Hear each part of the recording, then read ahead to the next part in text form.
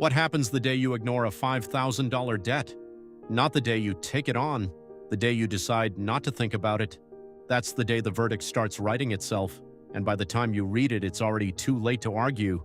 I've seen this case 100 times, different names, same ending. Today we're putting it on trial, start to finish. By the end of this, you're going to know exactly which day it was for you too. Stick around. Let's call her the defendant, 29 years old, marketing coordinator, steady paycheck, decent apartment, nothing dramatic in her life. She's not reckless, she's tired. And tired people don't make bad decisions. They make no decisions. That's worse. Here's how she got the $5,000 in the first place. Nothing scandalous. A layoff scare that turned into 3 months of reduced hours. A car repair she couldn't avoid.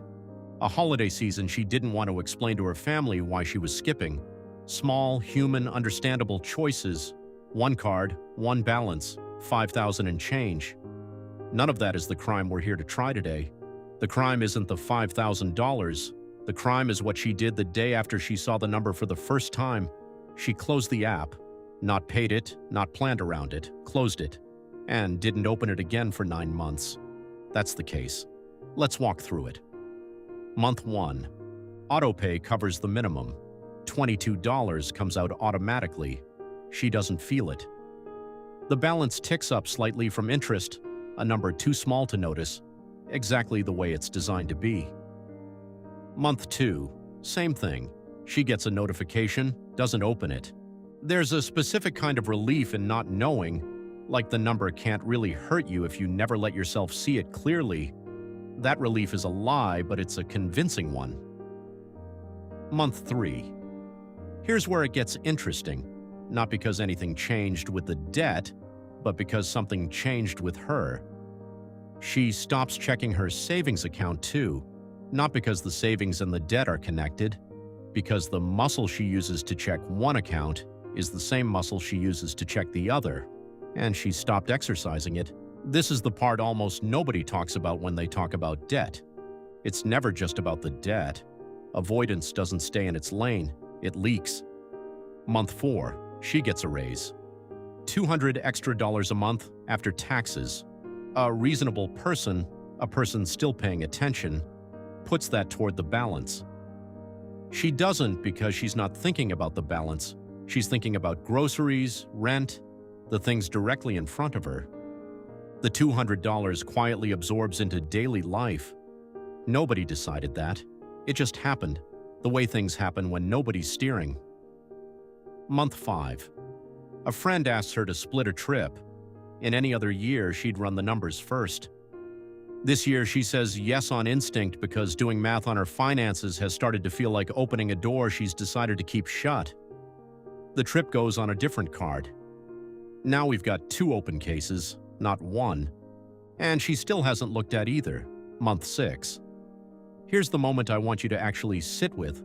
She's at a checkout counter, and for exactly 2 seconds, she thinks about the balance. It flickers across her mind. A shadow, nothing more. And she pushes it away before it can fully form. That 2-second flicker is the entire case in miniature. She had the moment. She had the chance. She chose the shadow over the number. 9 times out of 10, that's the actual verdict moment, not some dramatic collapse. A 2-second flicker at a checkout counter that nobody else in line even noticed. Month 7, nothing happens. Which sounds like good news. It's not. Nothing happening is exactly how avoidance sustains itself. No consequence shows up to force the issue, so the habit gets to keep living rent-free. Month 8, the interest has been compounding the entire time in the background, the way it always does whether you're watching or not.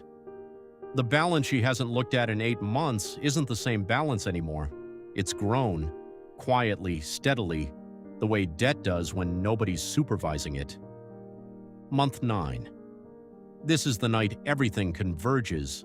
A medical bill arrives, $600. In any other year of her life before all this, $600 would have been an inconvenience, a bad week, nothing more. But now, stacked on top of 9 months of not looking, it feels like the entire unopened case file landing on her desk at once. She sits with her phone in her hand for 11 minutes before opening the app. I know that specific detail because she told me. 11 minutes staring at a blank screen, trying to decide if she's ready to know.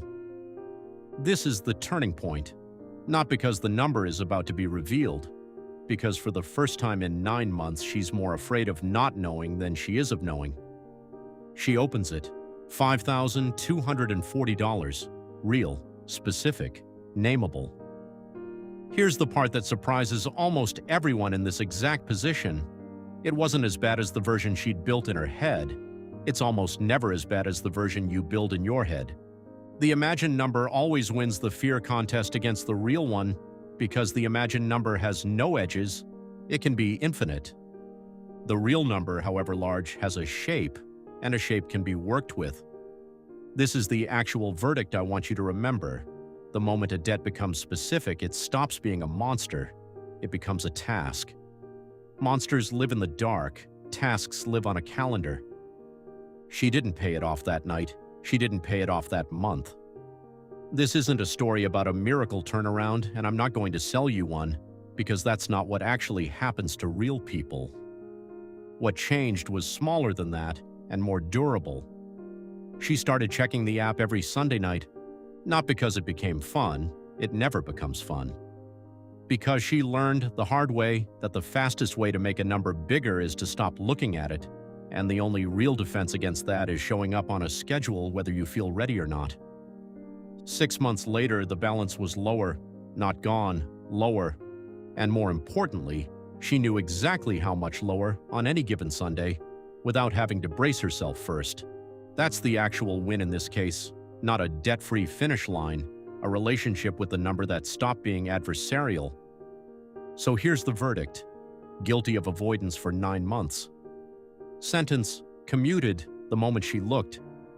If you've got a number you've stopped opening right now, a card, a balance, an app you've muted so the notification doesn't even show up anymore, this is your notice, not a warning, a notice.